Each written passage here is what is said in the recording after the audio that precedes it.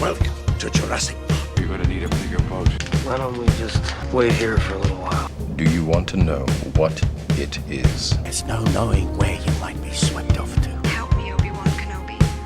You're my only hope. Shepherds we shall be, for thee, my Lord, for thee. I don't know. I'm making this up as I go. There's a special rug in hell reserved for people who waste good scotch. He peed on my rug! He peed on the dude's rug. Do your worst. Final report of the commercial starship Nostromo. Roads? Where we're going, we don't need roads. Welcome to Your Feature Presentation, the podcast where we explore stories through the latest movies and pop culture. Today we're talking all about The Evil Dead, the Sam Raimi story, the Bruce Campbell excitement. It's going to be a great episode. And, of course, we're talking about movies coming out this weekend with me on a podcasting day like this. Who better than Andrew McKay? On a day like this, on a day like this, on a day like this. Clap, clap. Oh, oh yeah, clap, clap. Do it again, because our microphones don't pick up the claps. Oh, so yeah. do it on again. A day like this, clap, clap. Clap, clap. It's a pleasure to be here, Heath. I applaud you, Andrew. I applaud you. Clap, clap, clap. Thank you. Clap, clap, clap, clap. Yeah, this is going to be a really fun episode. We talked a lot. Truly. We've kind of touched on Evil Dead before, and it is just such a really interesting story. And I think fun time to do it, October, near Halloween. Yeah. But even if you don't like horror, I think it's just a really interesting story of how this movie was made. Self-funded. Friends got together and were like, we want to make a movie. So it's such a fun story. All right, let's start here with movies coming out this weekend. Cool. This weekend we have Conclave and Venom: The Last Dance. So start off with Conclave. When Cardinal Lawrence is tasked with leading one of the world's most secretive and ancient events, selecting a new pope, he finds himself at the center of conspiracy that could shake the very foundation of the church. Foundation of the church. Yeah, I've got a friend named Foundathan. They call me Nathan. Why? What's that short for? Foundation. Foundathan. Wait, is your name Nate? Yeah, what's that short for? Foundathan. Foundation. Whoa. This one actually looks interesting to me because I feel like I've learned over the last 2 years, I've learned more and more about Catholicism and its history relative to Protestantism, Martin Luther and stuff like that. So this one would be an interesting watch because I am not Catholic, but Yeah, it looks interesting. It's definitely more of a drama, kind of more of a slower movie. It looks like there's some tense things in it, but it's definitely not a horror movie. That's what I thought when I saw this. It's an October release about the Vatican. I'm like, oh, here we go, baby. Yeah, it's just it's the nun. It's a bunch of priests voting. So yes, but it looks good. I mean, Ralph Fiennes is in it. Yeah, a lot of great actors. It was Stanley Tucci. He's in it. Always great. Yeah. Yeah. So I always think of Stanley Tucci in his Instagram videos and TikToks where he's like, we're rolling. So here we are making pasta from scratch. I was going to say, he's such a good actor. And it's so funny that he's such a dad in that kind of stuff. In real life. Yeah. Are we rolling? But here's how I make my famous pasta. Yep.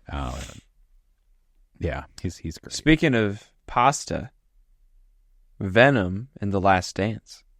Yeah. How did those doesn't have anything? I don't know. It doesn't have anything to do with pasta. Okay. So Eddie and Venom are on the run. Eddie. Oh, that was really good. Oh, thank you. Wow, do that one more time. Eddie. Wow. Is it you? Are you in the movie? Yeah, I am Eddie. Wow. Wow. No, we are Venom. Yes, we are. They're hunted by both of their worlds, and with the net closing in, the duo are forced with a devastating decision that will bring the curtains down on Venom and Eddie, their last dance. Yeah. It's funny. I think these movies are fine. I don't know. I just Fine might be generous. Yeah, I don't know. Not like fine, you know. Not like my wife is fine. Heyo. Nice. It's just I feel like they're just not as good, and it's unfortunate because I think they're kind of on the same vein as like Deadpool style movies. I don't think those characters, but they kind of play on that same realm of the R-rated crazy things superhero shtick. Sure. And it's just like I think they're just not as good as Deadpool, so it just kind of makes it lesser. And I also get tired of like Venom. I think we're in a big vein where like we can't take anything too seriously. Mm-hmm. So we kind of have to make fun of it because it's like, well, we're not taking this seriously, you know, like We Are Venom is such an iconic line from the comics, you know, and even in the trailer, they make fun of that. Like they can't stay out at the same time. Like, no, you go, I go. Like, we are Venom. Yeah. I am Venom. We are Venom. You know, it's like, why do you have to do that? You know what I mean? It's just like, can't you say it and be like, to say it actually and make it sound good? I feel like that's more of that's harder to do than actually just like make fun of it, you know? And kind of started in kind of like Avengers too. Like, you know, that kind of Robert Downey Jr. quip. And I don't know if it's just because it's him or if it's just better jokes, but like it works in that. Mm-hmm. You know, but then there comes a point where it's like, what are we going to be putting on? Yellow spandex? Ha ha ha. Well, guess what? Wolverine's in spandex now. So, yeah. And everyone loves it. And everyone loves it. Yeah. Yeah. Did I tell you I watched that movie? Deadpool Wolverine recently? Nice. I saw it, yeah. Oh, it was great. Like really, really good. Mm-hmm. But anyway, that's not coming out this weekend. Yeah. It is interesting, like the choice to I feel like the Venom movies are comedies, which is an interesting choice to make when it should be an action, maybe thriller, like definitely dark, like a dark action movie. But they decided to go with like hey, Venom is going to be like kind of irritating and pretty funny, like an attempt at funny. And you're like, oh, okay. Yeah. So that's interesting. I don't know if there's any Spider-Man rumors, but I do get wary of them mashing characters constantly together. But that does feel like, why have we not seen Spider-Man in a Venom movie? It's almost weirder at this point because that's so attached to it, you know? Yeah. So, I don't know. It looks fine. Yeah. Honestly, I'm sure that it's a bunch of lawyers keeping Spider-Man and Venom separate. Yeah. Because Tom Holland hasn't interacted with a symbiote yet. Yeah. I want to go to space. All right, so let's just dive right in. Dude, The Evil Dead. The Evil Dead. I love this series. I watched it in college. I was introduced by a friend, and it was such a foreign concept to me because I was pretty like popular movies growing up, you know. And then this was a dark comedy, and it just was kind of just blew my mind. What was kind of your first impression of Evil Dead? My started the movie first impression? Or yeah, when did you first start watching it? What did you think about it? I mean, I watched it first because of your recommendation. So I know of Sam Raimi from Spider-Man, and that was mostly my interaction with him. I watched the Doctor Strange movie that he did before I watched Evil Dead. I had heard about this movie a little bit, but mostly from you, and that you loved it so much. And I have written down why do you like within it? the first why this movie's dumb. No, I have written down, quote, action starts immediately, 2 exclamation points. Wow, exclamation point. So my first impression was, oh man, we're really rolling. Yeah. Here we go. Which is great. I love it. And then my next line, I don't know if this ruins your flow, but unpacks and immediately starts drawing flesh book ? And then I said, tequila time. Oh, that's so funny. Yeah, no, my flow, I was like, kind of like to talk about the movies in general and kind of how they were made, and then kind of touch on some of the favorite ones. So have you seen all of them? Or where? No, this is the only one I've seen. So you've only seen the new one, right? The Fede Alvarez? Or are you talking the original Sam Raimi? No, I've seen the original. Uh-huh. Oh, you know what? I did see the Fede Alvarez. I don't think I finished it. That's weird. Oh, so you haven't seen 2 or 3 either? So I've seen the original Evil Dead. And I don't think if I had finished the Fede Alvarez Evil Dead, I don't remember it, honestly. But I remember the beginning scene and how that reminded me of the Evil Dead, like the original one. Okay. So you haven't seen Evil Dead 2 or Army of Darkness? No. Or Evil Dead Rise, I think is the latest one.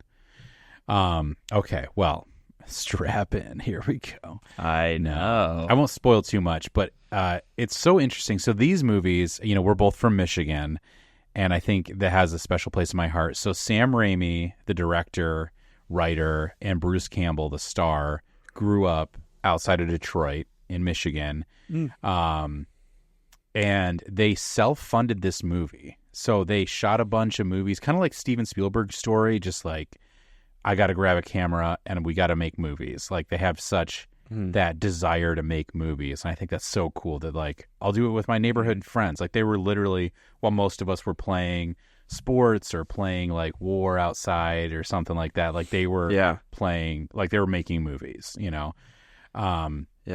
And so they, in college, they self-funded this movie. They, like, got random investors. They got people together. And they wanted to shoot it in Michigan, but it didn't work out. And they actually shot it in Tennessee in a cabin in the woods. And they basically, like, lived in this cabin. They ate meals in this cabin and shot The Evil Dead, the first movie. Man. And it's cool. There's, like, Bruce Campbell in the opening scene is wearing, like, a Michigan. I think he's wearing a state, right? What is it? Oh my gosh, it's a Michigan State hoodie, but it's like a I don't remember. Michigan school. Yeah. And yeah, it's just, like, so cool to me, that idea that two friends, like, partnered up and made a movie together, and then, like, it went for a wide release. They, like, there's a book that I highly recommend. I love it. It's called it's Bruce Campbell's autobiography, and it's called If Chins Could Kill: Confessions of a B-Movie Actor. And he talks all about the making of Evil Dead and a lot of just how it came to be. They literally would just, like, go around to random, like, family, friends, like, hey, will you give us money to be a part of this production? Like, going to banks, like, getting all these loans, and just, like, I don't even think you could do this anymore. It would basically make, like, this Hollywood, production, and then just, like, the filming quality. And they were, like, experimenting, so they'd rent cameras, and then, like, they would break, and they'd have to do other stuff, and they'd have to reshoot stuff, like, all the problems of a movie. But it's just it's just a group of friends doing it, Man. So that just I don't get that. I don't get that feeling. Like, the trial and error is not conveyed. Definitely low budget, high quality is conveyed in the movie, but not that level. Like, they really ironed out the kinks. Yeah. They did a really good job. Yeah, it's incredible. Like, just, you think you hear all that. It's like, well, it can't be good. And the quality from Evil Dead to Evil Dead 2 is a very big jump. And there was a lot of stuff. The rumor is that they didn't have the rights to 1 or the rights to all of 1 by the time they shot 2. So they kind of redid. I think, honestly, it's Sam Raimi being like, I really wanted to, what I wanted to do, kind of thing. So this is the weird part for the series, is Evil Dead and Evil Dead 2 are, like, Evil Dead 2, the first half is basically a remake of Evil Dead 1. It's kind of, it's a sequel, but it re-shows scenes that didn't happen that way. So Interesting. They start, in Evil Dead 1, there's a group of friends, and in Evil Dead 2, it's just Ash and his girlfriend. Okay. Yeah. So there's just like there's a lot of stuff there, but then Army of Darkness is that sequel, and then there's a remake, and then there's a sequel to that remake, and so it's such a cool. I just so inspiring that someone is like, it's same thing with like Shaun of the Dead. We talked about Edgar Wright last week. He's another person that just like, I just want to make movies, and so they just do whatever they can to like be those creatives, you know. And it's really cool and really inspiring, and it's fun that they're Michigan boys, you know. They're just like just doing their thing.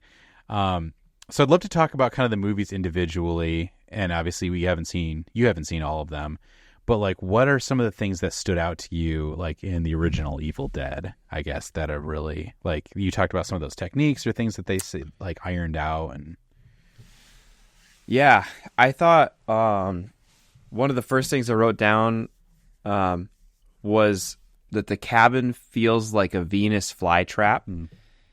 That like they go there and then the bridge breaks and like the woods kind of like closes around them. So it felt very like organic, not like natural, like we don't experience this, but like very primal, maybe is a better word. Like, oh yeah, they've been captured and they're being slowly digested by the woods. So that really stuck out to me. I really liked that Ash wasn't the immediate macho man who just dismembers Shelley. Like, he really struggled for a long time. And there were multiple instances in the movie where I thought, okay, here goes Ash. Like, this is his chance to step up, and not even step up, but like this is his chance to lean into being like the overly aggressive macho man who's like, oh, my girlfriend is possessed. Who cares about her? Chop her head off. Like that kind of thing. And he just resists that so much. And he just does a great job. Bruce Campbell does a great job of portraying like the conflict that the character feels. And that really, really stuck out to me because I feel like it's so common for a character to see a threat and remove like a possessed friend or something like that, or and just remove their connection with that person from that threat and just be like, oh, yep, got to kill him now. And that's always jarring as an audience member, but his like struggle through that was really interesting. So I liked that a lot. Yeah. It's funny, these books or the movies, it's the story that they found this ancient book and the person who lived in the cabin was kind of like researching it and trying to like, you know, but it's one of those classic horror tropes too. He's like, I found these demon resurrection passages and now I'm going to read them. And it's just like, yes, listen up, kids. It's like, maybe don't read them, you know, it's just me. Yeah.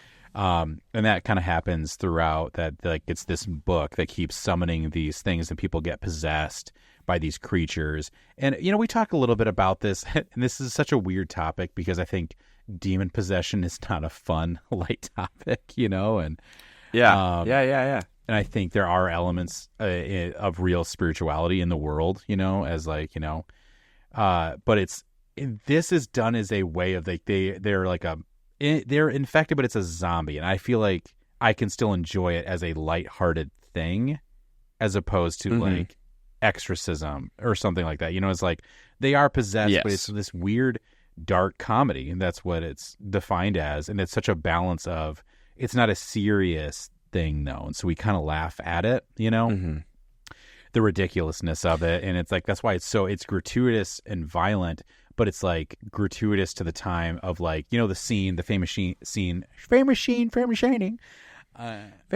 Shining when the elevator doors open and the blood pours through and it's this huge amount of blood comes through.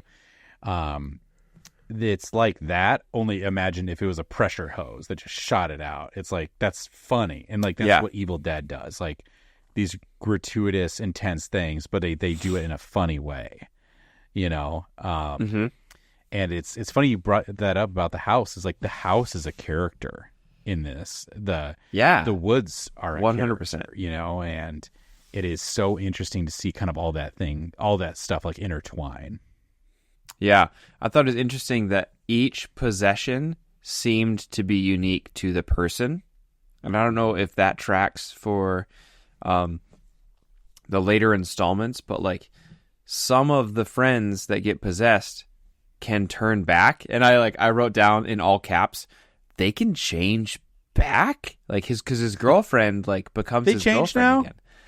They change now. They change now. And so it just seems like every person is unique, and it really throws you for a loop of like, okay, I think I know what to expect. Nope, I really don't. Like anytime someone is infected or possessed or whatever you call it, it's going to be super unique, and you will face different challenges because of that. Like the basement door girl constantly berating him. Yeah. And she just never leaves him alone. And that is so funny. She's like calling him names and stuff. And she's like, come on. Like, that's how, and he's like, has to deal with her just like being a constant voice in his ear. And he's like, would you shut up, please? Yeah. Yeah. They really do play off that like taunting Ash. Yeah. In the second one too, it does become more. I feel like he just embraces everything it's becoming. It's like it's more of a dark comedy. It's more of a action movie. So the famous look for Ash, which is kind of, we talked about this with like Jason Voorhees, like he doesn't get his hockey mask until 3. Ash's iconic look, as most people would recognize him, is when he has a shotgun in one hand and the other hand is a chainsaw arm. So like that's how he becomes like the fighter of the Deadites. And that is such a fun, like crazy character that he has started off being this quirky college kid that's like doesn't know what to do, and then now he's like the hero trying to fight, you know, these demons and stuff. And then Army of Darkness is the one he's sent back in time and has to fight Deadites on like a medieval castle, and it's just like it's such a ridiculous movie. But I think to me, some parts that really stand out, it's like in Evil Dead 2, Bruce Campbell, he gets his hand infected. Ash gets his hand infected. Yeah. And he has to fight his own hand. Yeah. And it's in this mix. This is the second or third one? Second one. Okay. And so it's this crazy thing where it's hilarious because he's fighting his own hand. Mm-hmm. And it's also like one of those things where like, that's incredible that he was able to do that. Like, how would you fight your own hand and like make it look believable? You know, it's just, as an actor. Yeah. Yeah. And it's just so funny because it's that mix of, this is a ridiculous scenario, it's hilarious, and also how did they pull that off at this time? Yeah. And that's such an Evil Dead thing, you know? Man. So did you... Oh, go ahead. I was going to say, I'm really interested to watch the second and third movie to see how Ash changes, because I currently see him as a softie who is a reluctant, like, not murderer, but like a reluctant self-defense massacrer, you know? Very reluctant. Like, I think it's his girlfriend. Like when he buries her, correct me if I'm wrong, when he buries her, they play that staring game that they do in the beginning of the movie. Did you catch that? No, I didn't. So about that. You know that like game that they play where they're like, one is looking and they look until the other is about to look and they look away. Yeah. It's like super cute. It's in the beginning. And as he buries her, he plays that game with her. And I was like gonna cry. I was like, oh my gosh, I can't do this. Like this he's been forced into this situation and he's this total softie. So I look forward to Chainsaw Hand Ash. Yeah. However, Evil Dead, the first one, major softie. Yeah. And I appreciate that. So. It's so good. It's cool to see his character develop too, and I think that's what makes it fun too. A very satisfying. I'll say this too. We should talk about marathons sometimes because we talk about like satisfying marathons. Yeah. And the original like Bruce Campbell Evil Dead movies are really satisfying because they get faster and funnier and like Cool. you know, so it's just it's one of those like really fun ways to just like watch all three. But yeah, it's super fun series. Really love this series. What would you say is your favorite one?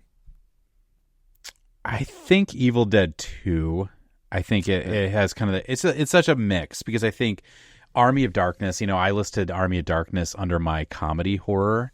And I think Evil Dead 2 really does kind of embrace both. It is such a more horror than Army of Darkness. Sure. And Army of Darkness does have a Sam Raimi cameo, which you'll get a crack out of when you see it. Yeah, it's just.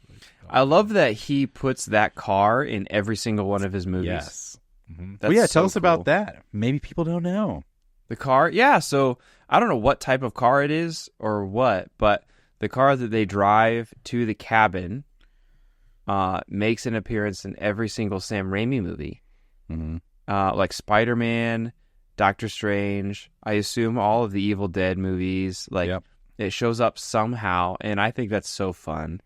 Like, also, Bruce Campbell makes a cameo, I want to say, also in every Sam Raimi movie, but if it's not every single one, it's most of them.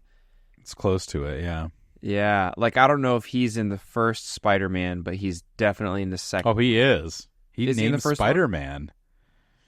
Oh, he does? The human spider. That sucks. Oh, you're right. Spider-Man. Spider-Man. Man. And it's the cameo for the second one is when he's they're going to the play and he goes, "Oh, tie."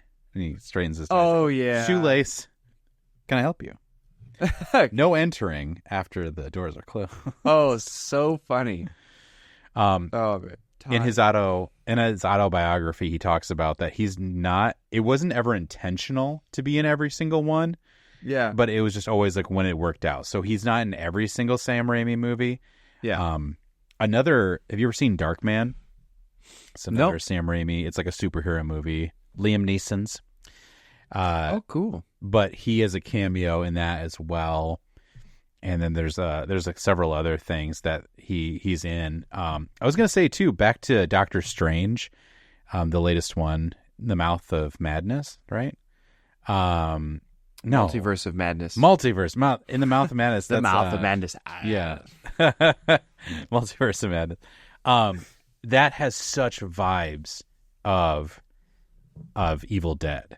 Like Doctor Strange, zombie Doctor Strange, like that's totally a Deadite. Like it looks so much like that. And that's so fun. And his car, Sam Raimi's car, that's like that yellow. Neither of us are car guys. I don't know what it is, but it's a yellow, classic.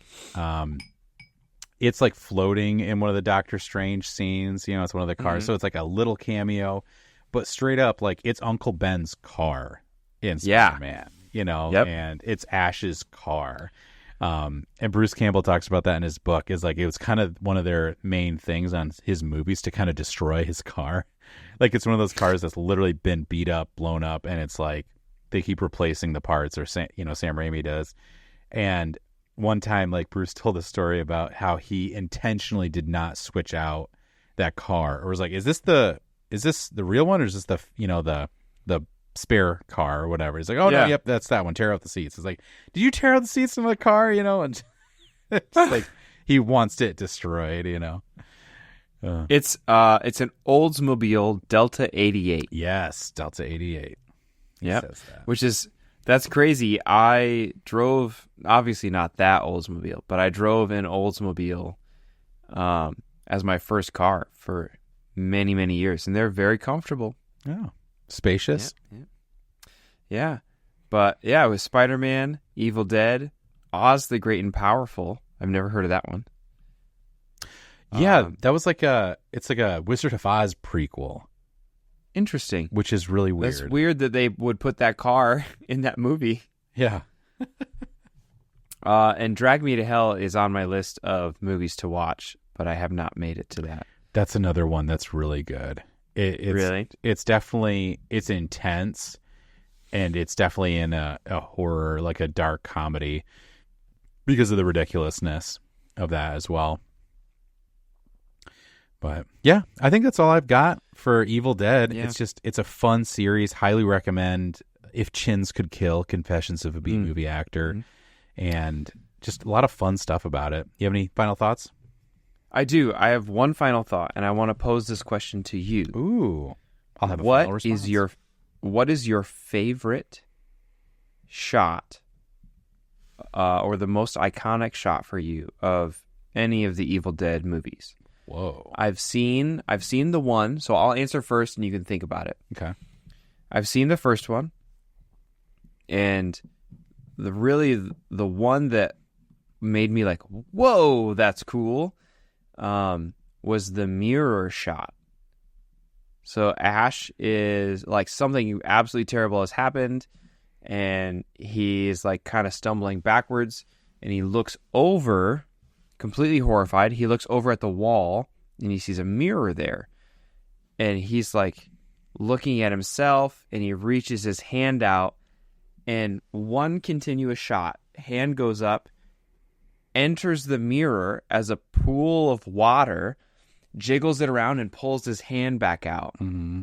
And that blew my mind. Yeah. It's such a good example of the like tangible, visceral special effects of the 80s, late 70s horror movie. Like, they had to, I don't know, line that puddle of water with mercury or something, like, to get it to have that reflection, because it looks exactly like a mirror until his hand goes into it, and you can tell it's real. Like, and the technology doesn't exist to create a fake like pool of water at this point. So that's just my favorite shot. Like, it was very like startling, and I loved it so much. Favorite shot of Evil Dead. And it's cool because same thing with like ILM and Star Wars. It's just a bunch of people figuring it out. And I think that's so cool. Just like a lot of like trades too, which is kind of cool. Like carpenters, electricians, and like camera guys and camera gals. And they just like they got to figure it out. It's like, how do we make this work? It's like, I don't know. We got to figure it out, you know? Yeah, it has to work. Yeah. I don't know. I mean, honestly, there is a scene where another mirror scene where Ash chokes himself. Really? And that's pretty insane because it's done in a way where you see his face and then it's flipped and then he reaches and chokes himself. So like they switch perspective with the double. Yeah. But you don't realize it, and all you see is this mirror. And so like the real actor was behind the mirror, but then you followed the actor to get, it's like, oh yeah. Mirror tricks are fun. They are fun, but I won't go with that because you had a mirror one. That's just another shot that I really like. Okay. All right. All right.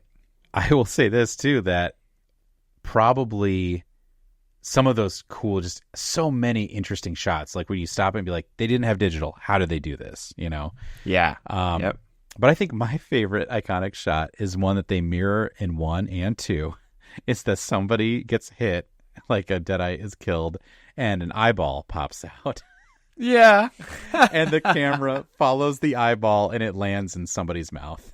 It's just like ridiculous and disgusting and perfect, as is this movie. I feel like I've seen clips of that shot before. But also, Sam Raimi's seemingly obsession with eyeballs is hilarious. He's got a thing for eyes. Yeah. Also, his brother is always in a lot of the movies. Really? His brother, Ted Raimi. He's got another brother, but I can't remember. But Ted Raimi is he's in Spider-Man. He's the assistant to J. Jonah Jameson. He's like, oh, cool. It's like he's the guy that pops in scene and it's like some food got poisoned, like that kind of like nerdy guy.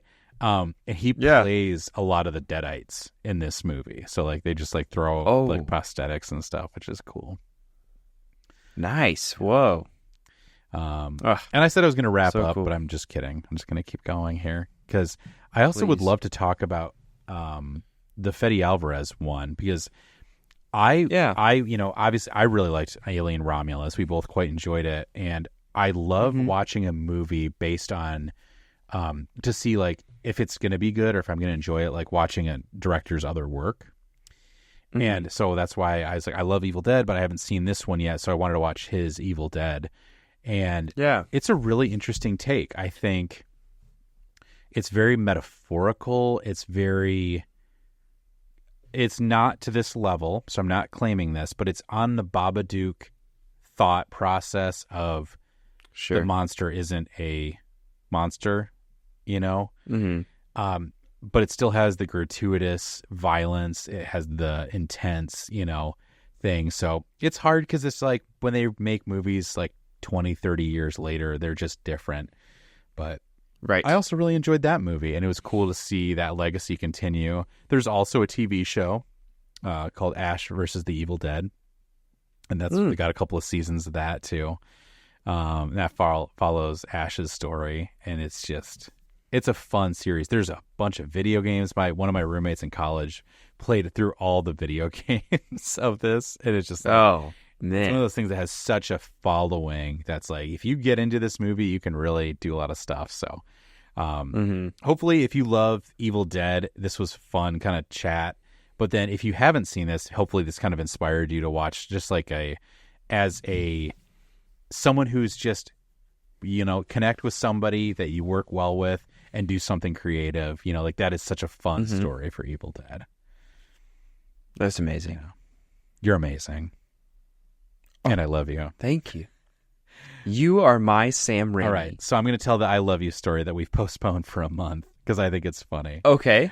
So I'm ready. I made a joke last time because I told Andrew that I loved him, and that wasn't the joke. I love you, buddy. I love you. But the joke is I struggle with being, what would you say? Emotionally aware or like emotionally available? Yeah. I don't even know how to say it. Okay. So I remember when we were talking on the phone sometime and you ended with it, just like a chill, all right, love you, buddy. See ya. And I like couldn't say it back and just like, bye. And I'm like, really? It's so funny. Oh, I told you about this because remember I called you back? You don't remember this? Oh, yeah. So yes. Like, I feel like there's something in me that like, I have trouble with that emotional, like male vulnerability. I'm like, no, I love my wife. Sure. That's normal. That's cool. But then, my buddy told me he loved me. He's like, I'm uncomfortable. No, thank you. Actually, don't. So this podcast is therapeutic. So yeah, that's the. Oh, that's I hilarious story. Oh yeah, I do not hold back the I love yous from anyone that I love. I tell them constantly. So I'm not surprised to be reminded of me making you uncomfortable with an I love you. But it's a good. It is not typical. Uncomfortable. It is good. It's a growing thing. Same thing with like hugs. Like I'm not a hugger, and my family wasn't, and it wasn't like an unloving place, but we just didn't hug. And I'm trying to be that person that's like, that means a lot to people. So like, if you want to hug me, I'll hug you back. Nice. High school me might have just shut it down. Shut it down. No, absolutely like I was not. totally that kid that was like hug and just turn the shoulders, like get me out of here. Like the step brothers, just like squirming, just like nice. Yeah, throw a little punch in there, It's like, all right, cool. Awesome. Oh. Well, sweet. I'm glad we're getting more vulnerable. We're getting, after you start a podcast together, it really takes off. So next week, I'm really excited. So we're going to close out October. It's been such a fun, movie-centered, horror-centered. It really has. I've loved horror movies. I love this month. But so next week, closing it out, we're going to have a non-negotiable scary movies list. So these are the movies that are like to celebrate Halloween properly, to be like, what horror movies do you need to see to be a horror fan? You know, this is the list. Yeah. It's going to be super fun. Yeah, it's going to be really, really good. I'm excited. All right. Take us home. Take us home, my friend. Hey, everybody. Thank you for listening. Thank you for watching. You may have caught the drift by now, but you can watch our full video show on Spotify as well as YouTube. Subscribe on YouTube. Follow us on Spotify. You'll get the notifications every week when we post. Wednesdays are the day, unless you get a little bonus episode every once in a while on a Saturday-ish. However, keep sharing with your grandma. I haven't mentioned it the last couple weeks. Tell your grandma about the show. Tell her to follow us on Instagram. Grandma Betty, just like Heath's mom. listen to the pod. Grandma. Yep. And as always, Go see a movie.